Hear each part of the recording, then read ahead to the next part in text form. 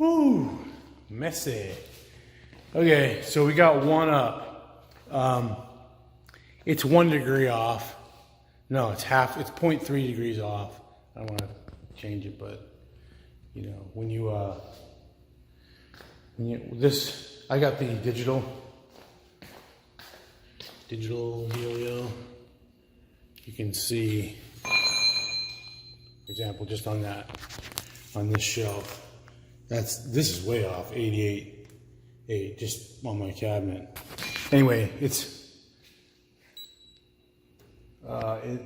88, it's 89. When I put it on this side, it's 89.85, so it's 0.15 degrees off. And the problem is I already have 2 shims under it. I thought 3 shims is gonna look just weird. You can see there's 2 shims. Two shims. Oh, 2 shims on this corner, 2 shims on that corner. Because it needed to go this way towards me and towards the back of the garage. It started off at 89.3, and so now it's 89.85. I just figured, for one thing, 89.85 to me is in the level. When you look at the bubble level, it looks in the middle. And then as far as this way, it's gonna go that way when weight's on it, so I'm not concerned about it's 89.7 going this way. The bubble's not it's in the middle, but it's near the edge, you know, it's near the line, so. But anyway, got one in. If you look, some of the bolts are higher. I'm gonna tell you what's going on with that. Okay, you can't see it. So what's going on with that is, I was worried because I was having trouble getting it torqued down to 125, even though I know my concrete's 3,500 PSI, and they said I only needed 4 inches, and I would have more than 4 inches. So I don't know, I was just a little bit worried. And I also used the epoxy method that Redline Lifts, or Redline Automotive, and they have a YouTube video, I'll link in the bottom. He talks about it.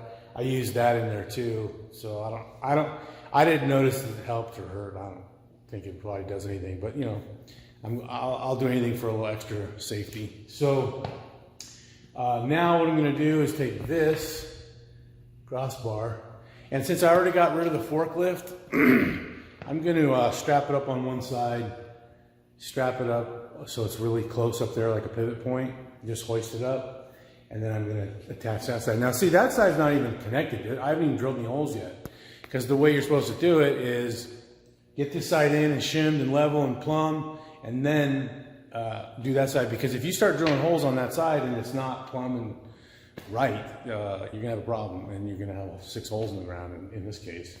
So I thought I'll just do it that way. I don't mind. It's a little bit nerve-wracking because, now I don't know if you can see, these things are 14 feet tall and they weigh almost 1,000 pounds a piece. I did make a video before, but since I don't know if I covered it, I had these things laying on the ground here, just right off I took them out of these things. They didn't even come on a pallet, they just came on these. Some Yahoo removed the pallet. So what the problem was is, they say you need extended forks for the pallet, which you do, but since they took it off the pallet, extended forks don't even fit in there because they're thicker.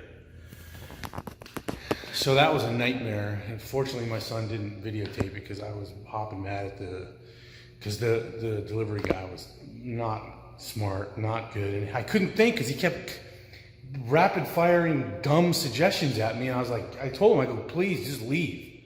I would be happier if you left. I'm the idiot that listened to him and took it off the thing. Just grab it a little bit in the front, pull it off to the lift gate, and then I'll lower the lift gate down, you lower the forklift down, and then we'll get it off. And I'm like, then what? I still can't lift it. I got to get it to my garage, which is, I don't know if you can see from the window. This is a separate garage shop from our house. But maybe if you look out the window, I don't know, the street's pretty far away, 100 yards. And so, up a hill. And so, anyway, I did. I listened to him, and, you know, that's my fault. So anyway, it took 2 hours for me to jerry-rig a solution to lift the thing. I had all the horsepower needed.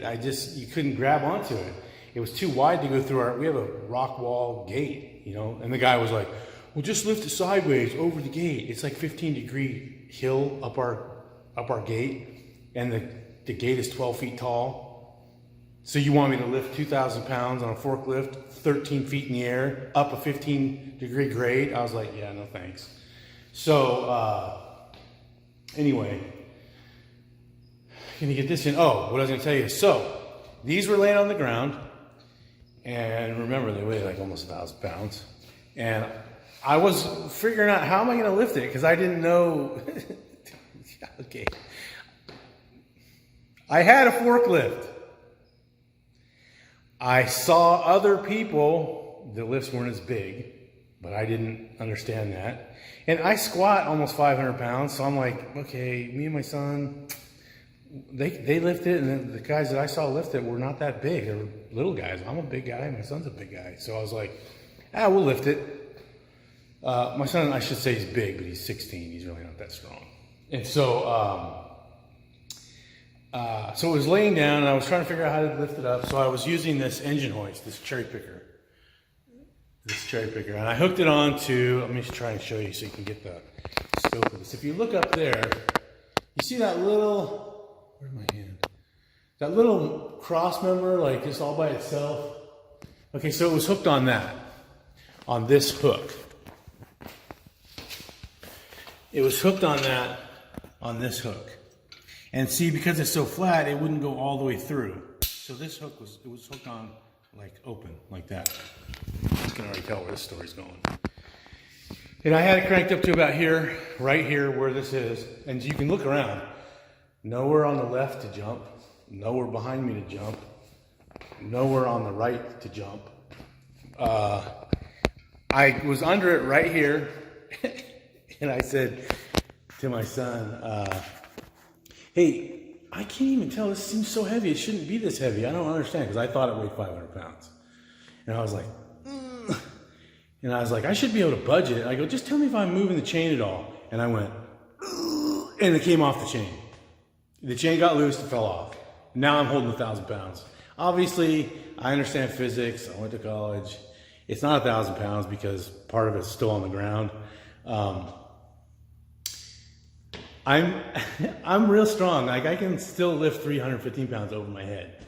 I couldn't. I was like, I can't do it. I can't. I yelled at my son, help, help, help. And he got behind me. And I was, so it's easy to say in hindsight, well, why didn't you have your son just hook it back up?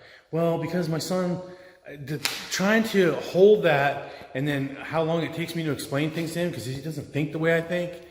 I would have been holding that thing there for, 20 minutes, which I knew I couldn't do. So I was just like, we got to get it up. So push. So I'm like, push, push, push, push. And we're pushing and we're pushing, we're pushing. I didn't find out till later. He said he couldn't push. He goes, I couldn't push, Dad, because I was behind you and I couldn't get a grip. I couldn't even do anything. So I ended up pushing this thing up by myself. And it was by the grace of God, because when I got about here, so you see about how far away I am, I'm probably 6 feet away. And so the thing is pretty tall. It's probably 45 degrees already. But I don't know what the deal is. It feels heavier at 45 degrees than it felt over there.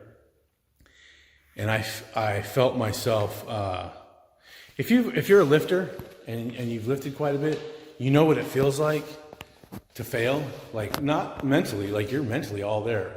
Your muscles at a certain point run out of glycogen and they just stop. They just don't work anymore.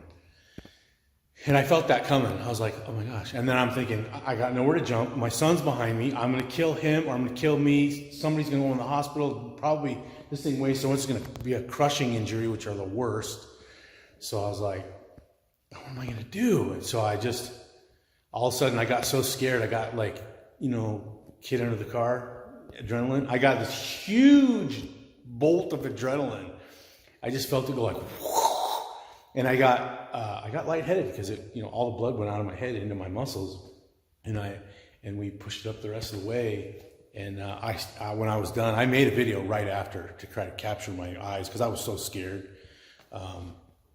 Anyway, we got it up. I still, man, dumb.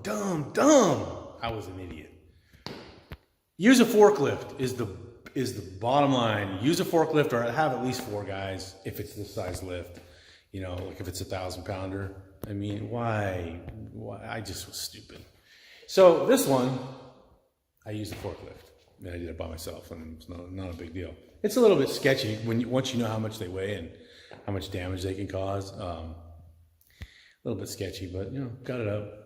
And now I'm just waiting to put this cross beam on top. So I got to rig up a system. I was going to rent the forklift again, but then I was like, what am I going to do? Like a monkey, climb up the forklift? Because it's tall. That ladder is an 8-foot ladder. You can be standing with your hands all the way up unless you're 7 foot tall. You're going to have a hard time doing anything up there. So I was going to get a forklift, and that doesn't seem smart because you still got to climb up the forklift. And then I thought, well, maybe I'll get a scissor lift. I still might get a scissor lift. I don't know. I'm going to see how this goes. If I'm on the second to last step, I can probably do the bolts. I can't really see up there, but I can do the bolts. I don't know. I might get a scissor lift. These things are tall. I mean, this garage is 20 feet, and those things are, you can't really get good perspective from here, but okay, you see that garage door? They go up to the bottom line you can see. Ooh, how do you do that? That line right there. They go up that high, and those are 2 feet. 2, 4, 6, 8, 10, 12, 14, yeah. So that garage is 16 feet tall, and the whole thing is 20 feet tall. So it's a little high. I do have another ladder I could use, and since it's bolted in and it's all secure now, I totally missed, I forgot to tell you. So I couldn't torque them down. I was having trouble getting them torqued down to 125. I called them and said, I'm afraid, because in the specs it says if your bolts are sticking out more than 2 1/4 from the concrete, or if you can't torque it to 125, it's a no-go. So I was over on both of them. Some of them were okay, but some of them weren't. So I was like, okay, I don't feel very safe, especially after what happened to me.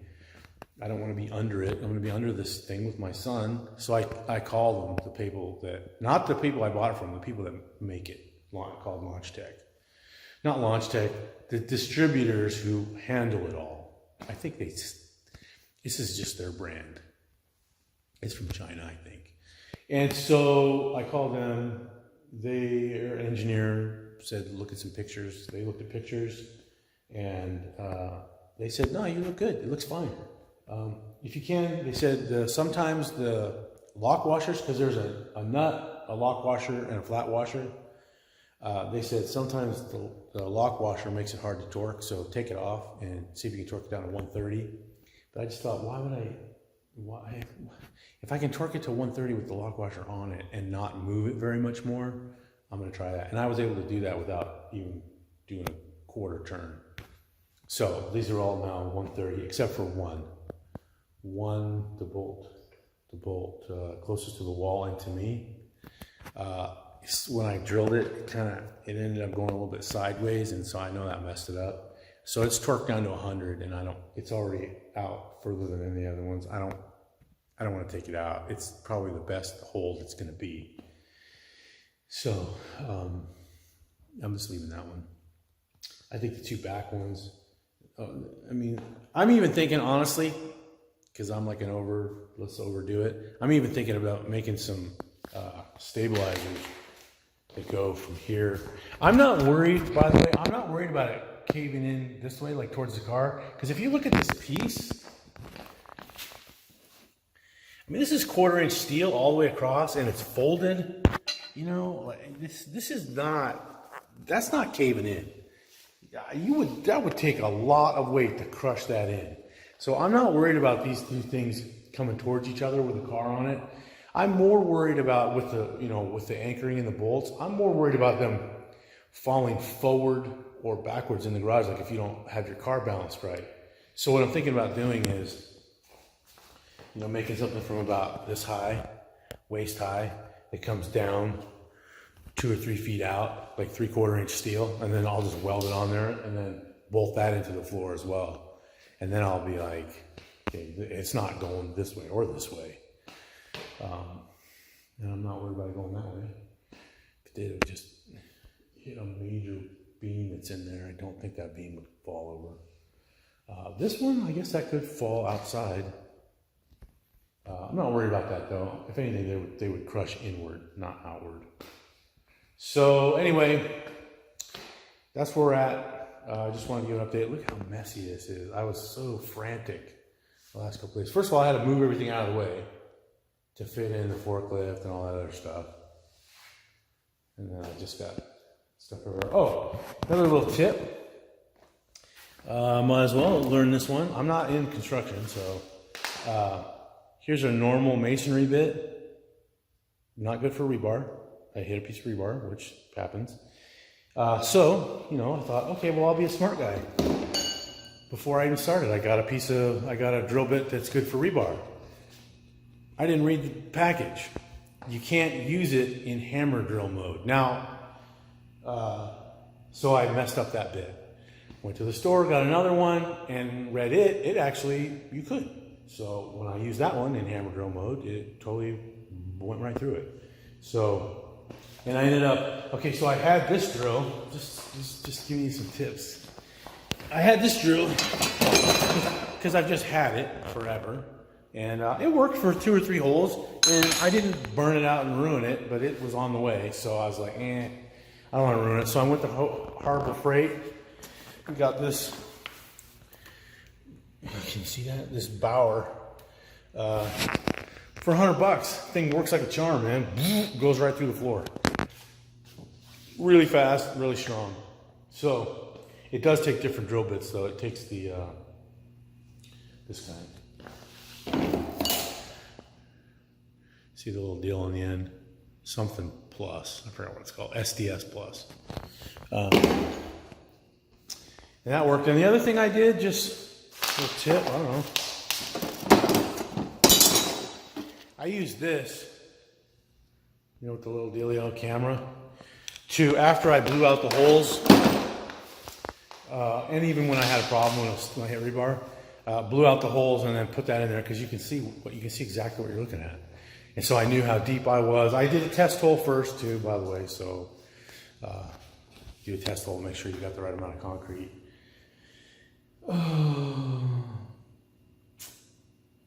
And let's see, the other thing I did was at first I had these on cardboard because I didn't want to mess up my floor. As you can see, my floor is all jacked now. I can get that paint off. It'll come off. But I didn't want to jack up the floor, and I did it on cardboard. Super hard to move. As soon as I took it off the cardboard, these things slide around, go right where I want them easily. So if I did something different, instead of chalk lines, I would have used a laser. I have a laser, but it doesn't have the floor.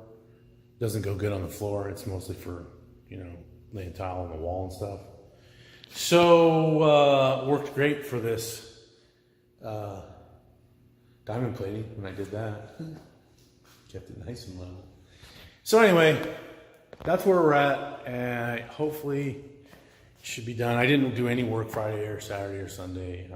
My son was home from the military, so we were spending the time with him and his fiance. He just sprung it on us Saturday. So anyway, it was a busy weekend, and as soon as I get this up, then we can start actually putting it together, and I got an electrician coming next Saturday to wire it up. So we should be good to go. All right.